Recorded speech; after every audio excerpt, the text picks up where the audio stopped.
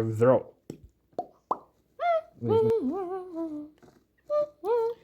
پسر جان، اهالی شهرم در خطر بزرگی هستند و به کمک تو نیاز دارند. آماده‌ای که به یک ماجراجویی جادویی بروی؟ آره خیلی دوست دارم.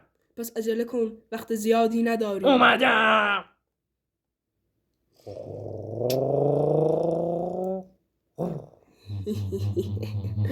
یا گل جا گل خوردی. کمک ای بابا. پس کی رانندگی کنه؟